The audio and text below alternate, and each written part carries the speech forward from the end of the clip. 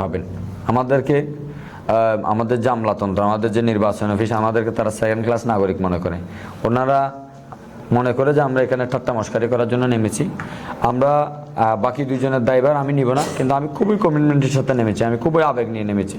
আমি এবারের নির্বাচন যদি আর 20 দিন সময় পেতাম, তাহলে এতক্ষণ পুরো মাঠ আমি দখল করে নিতাম।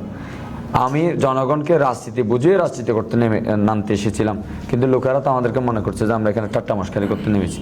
আমরা এগুলা প্রথমে ডিএসি, পরে ইসি, পরে হাইকোর্ট থেকে আমরা এখানে করতে এসেছি। এমনি এমনি নামি নেই, আমাদের অনেক জজবাস, আমাদের অনেক কমিটমেন্ট আছে। আমাদের চাহিদা হচ্ছে একটা কুকুরের জন্য তৃষ্ণার্ত অবস্থায় মারা না যায়। আপনারা তো দেখবেন এরকম হাজার হাজার মানুষ এমনি একেবারে ছিন্ন ভিন্ন বিচ্ছিন্ন অবস্থায় আছে। এই মানুষগুলোকে শোষণের জন্য রাষ্ট্র দায়ী। আর এই রাষ্ট্রের একটা অফিস, নির্বাচন অফিস এবং আমাদের ডিসি অফিস, এই যে আমলাতন্ত্রের যে কাঠামো, একদম কলোনিয়াল টাইপের। এবং এই লোকগুলা টোটালি এখানে লেভেল ফিল করছে না। এবং আজকেও আমাকে এরকম একটা জায়গায় বিডিআর একটা চেকপোস্টে দাঁড় করে রাখা যায়। যখন আমার পরিচয় পেয়েছে তখন ছেড়ে দিয়েছে।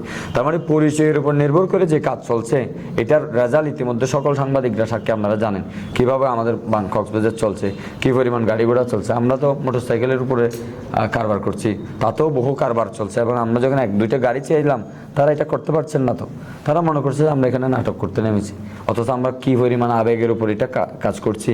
এটা তো চারটিখানি বিষয় না যে 18 জন মানুষের মধ্যে আমি একা স্বতন্ত্র দাঁড়িয়েছি। সুতরাং ইনাদের পক্ষে লেভেল ফিল করা খুবই অসম্ভব ব্যাপার।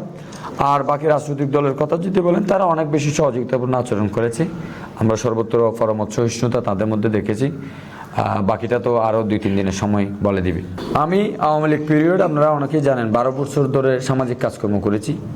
ইভেন কোথাও যদি আমি 5 কেজি চালও দিই, সেখানে আগামী রাজনীতিটা বুঝিয়েছে তাকে কেন সে চাল নিতে চাচ্ছে আমার থেকে, কেন তাকে চাল নিতে হচ্ছে। এইটা না নেওয়ার জন্য বিকল্প কী পন্থা আছে, কোনটা টেকসই এবং কোনটা অ্যাডভান্সমেন্ট, উন্নতি, এই ব্যাপারটা আগে তাকে বুঝিয়েছি। ফলে এটা যারা একবার বুঝিয়েছি, এরা তো বুঝে না এরকম না। সব লোকে এনাদের মাথা ফোড়াটাই ফাঁপা খালি। সুতরাং ওনাদেরকে যখন একবার বোঝানো হয় সহজ সরল ভাষায়, এনারা মরা পর্যন্ত এটার জন্য বুঝে। সেই অর্থে 30% মতো ভোট আমার মাঠে আছে, যারা তরুণ, যারা নারী, যাদের সাথে আমি গত 12 বছর ধরে ভাড়ায় গিয়ে কাজকর্ম করেছি। তাহলে এখন আমরা যে ভোটের কাজ করছি, এটা ফোকাস এবং নির্ণায়ক ভোট। যে ভোটটা আমরা ওয়েদার উইন করব নাকি লস করব, এটা ডিপেন্ড করবে। সুতরাং আমাদের সমর্থন খুবই ভালো। এর বাইরে আমি যেখানে কথা বলেছি, 194টা বক্তৃতা দিয়েছি গত 14 দিনে, 40 মিনিট করে। এর মধ্যে যেখানে বক্তৃতা দিয়েছি, এই লোকগুলোকে কোনো দলকে আমরা কিনতে বলেন, এরা জিন্দিগিতেও মাথা বিক্রি হবে না। এইভাবে বুঝিয়েছে তাদের, এরা রাজনীতি ভালো মতো বুঝেছে।